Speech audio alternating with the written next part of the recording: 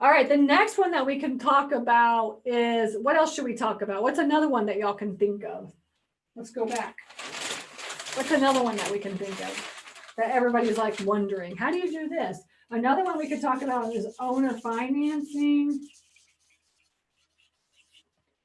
Or we can talk about lease options. We can talk about JV with the owner. What else can we talk about?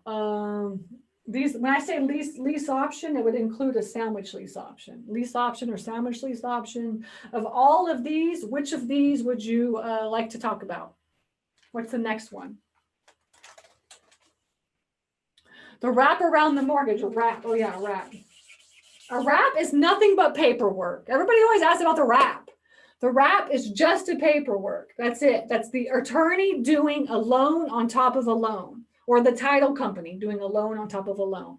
All it is that the property has a mortgage, right? So as I say, has a mortgage of $100,000, and you want to come in and you're going to buy that property for $150,000. You can do a wrap, and all it is just paperwork. That's it. So what I highly would recommend is finding an attorney in your state that truly understands creative deal structuring and truly understands how to do these types of deals. And there is not a lot out there in the world. All right, so you can't go to like a regular attorney or title company and get them to do stuff like this. Okay, you have to find like the ones that actually, what you really have to do is find an attorney that invests in real estate. All right, and then have them, because they know how to do the paperwork. But essentially, you can get the owner to finance the equity in their home to you, right? You can get the owner to finance the equity in their home to you, right? That is a huge way of doing creative deal structuring. The only way that you can get them to do that is, number one, is you discuss this with them and say, look, your house is worth $200,000, but you owe only $125,000 in debt. I mean, you have $75,000 in equity. How about we leave the deed in your name, right? And we just partner on the deal. Right? And I will actually clean this house up, fix it up for you, and sell it on the back end. Right? I call that partnering with the owner. But essentially, it's kind of like a wrap as well, too, honestly. When you have a loan on top of a loan, when you have two loans on the same property, that's a wrap. Okay? And so what you want to do is you want to be able to discuss this with the seller. If they have equity in their property, or it's worth more than what they owe, then you can always partner with the owner of the property, right? And you'll hear like wrap, you'll hear like JV with the owner, partner with the owner, equity. You can utilize the equity in the home. So there's all different kinds of terms for the same thing, all right? Just so everybody knows. But essentially, I had a student in the coaching program that he talked to an owner, and the house was worth like, I think, 250 grand, and he only owed like 125 grand or something. But the house needed a lot of work. The house needed like 75 grand worth of work, and he did not have that money. He didn't have it. So essentially, like what the student did was propose that they partner. He would bring the 75,000 into the deal, and the owner would just become partners. All right, and then they would just split the deal on the back end. Yeah, usually it's a 50-50 split, right? But I mean, it could be, you could just come up with any split as all, right? But the only thing is that in these types of deals, if the house needs work, then you have to come up with that money, and then yourself. And so you're gonna have to put a second. You're gonna either have to put a second, or it's just gonna be like cash with no like lien on the property. Okay. And that could be named all different kinds of things, whatever you want to name it. All right. It's called creative deal structuring is what it's called. And so what I'm saying is that the box in real, there's a box, right? In real estate investing, there's a box and it's called cash only. All right. And all of these deals that I'm telling you right here are outside the box. And you have to use your bubblegum brain. If you follow me, you know that I'm always talking about your bubblegum brain. Bubblegum brain means that you have to think outside the box and really kind of come up with a super duper creative way to get the deal done. And like, especially with JVing with the owner, I mean, this is a great way. And owners do not understand this concept. And actually, owners do not understand any of these concepts at all. You cannot say, hey, will you owner finance this? Hey, well, let's do a subject to. Hey, would you like to, do a JV with me? And they're going to be like, what are you talking about? Right? So you have to create everything in layman's terms, and you have to spell it out for them and make it crystal clear. So what I mean by that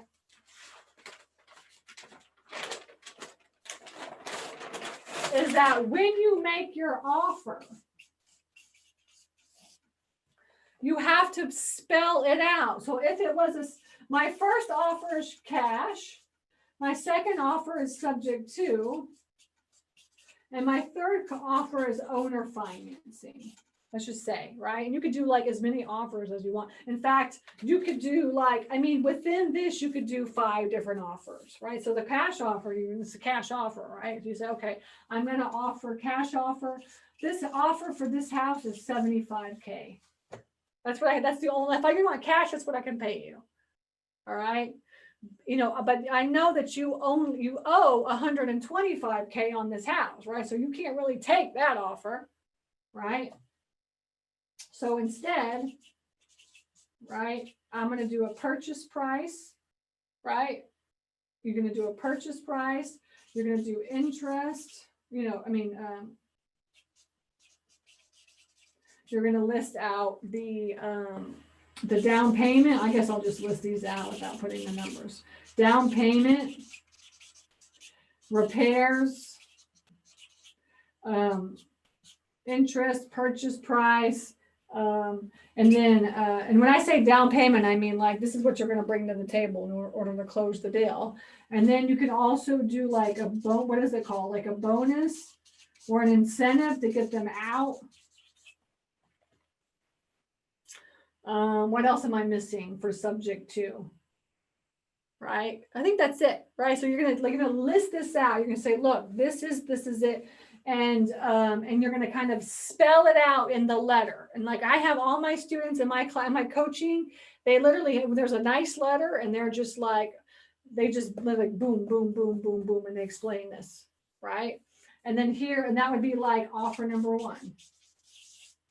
And then this would be like the same thing. And you could do offer number 2, and then you could list it out as well too. Okay.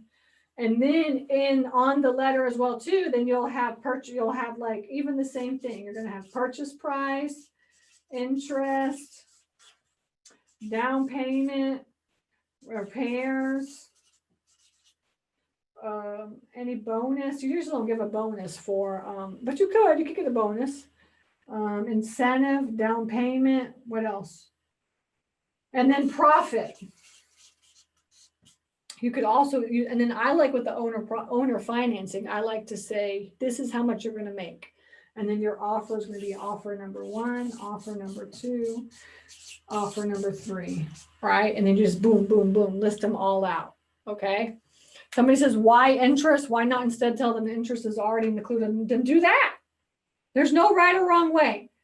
All right. Don't put interest if you don't want to put interest. All right. So either way, but actually it's a negotiation tool, honestly, Wilson. So like you could say, look, my price, I'm going to buy this property. So owner financing looks like this. Like, for example, let's see, a property that's $125,000 purchase price. The down payment is, what's your down payment? shoot for zero, right? If you're gonna do no down payment, then do no down payment. Interest, shoot for zero, right? Shoot for zero. And then, oh yeah, I forgot your loan terms, loan length, right? So let's just say 5 years, and then you're going to do your profit, and that's going to be, and then basically you calculate it up, right? And this is going to be their profit, and you just write down how much are they going to make. If you lend me that money for X amount of years, then you are going to make this much money on your deal. Oh, I forgot to put monthly payment. And let's just say, $650 or whatever. Okay. So this is actually what you're going to put on your letter. These are the things, right? And you could come up with 100 different scenarios. I mean, you could come up with a ridiculous, you can put a down payment, you could not put a down payment. You can do interest 1%, interest 0%.